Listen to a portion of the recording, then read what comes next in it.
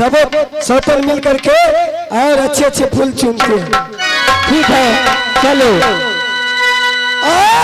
चलो चलो चलो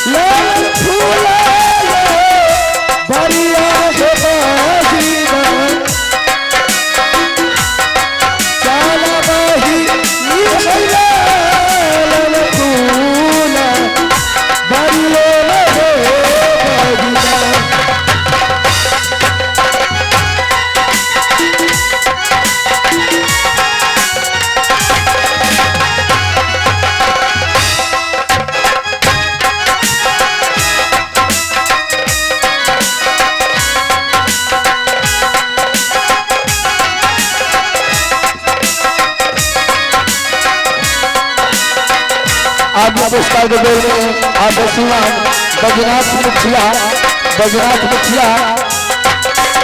पुरस्कार किए हमारे कंपनी से बहुत बहुत धन्यवाद। चलो चलो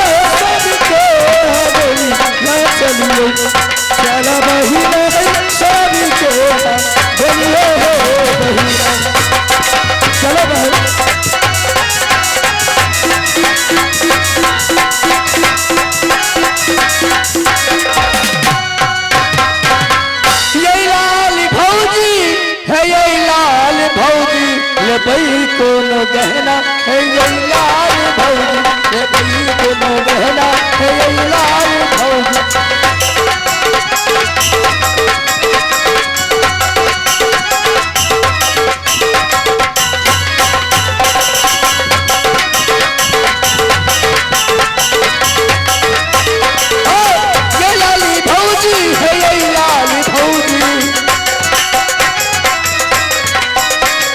ये लाली भौजी है ये लाल भौजी, बई कोनो गहना है ये लाल भौजी, ये बई कोनो गहना है ये लाल भौजी।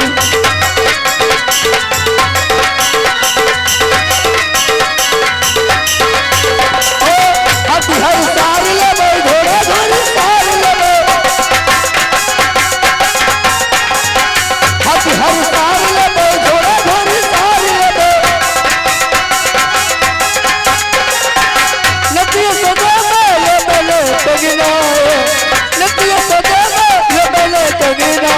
ले बई कोनो गहना है ये लाल भौजी, ले बई कोनो गहना है ये लाल भौजी।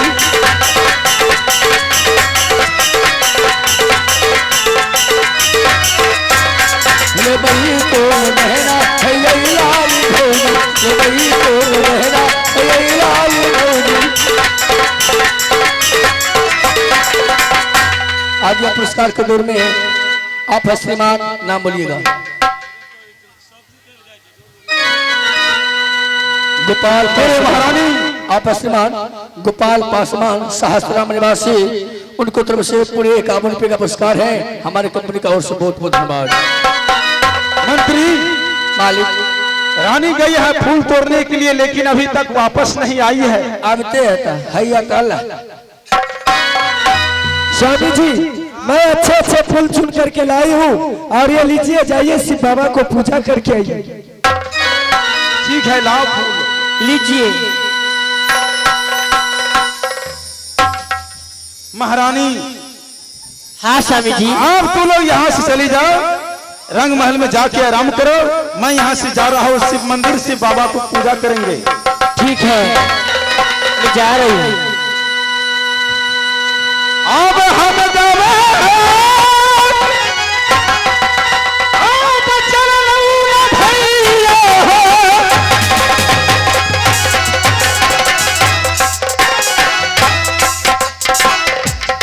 शिव बाबा बिरमा हो जाली, शिव यासा थाना हो जाला,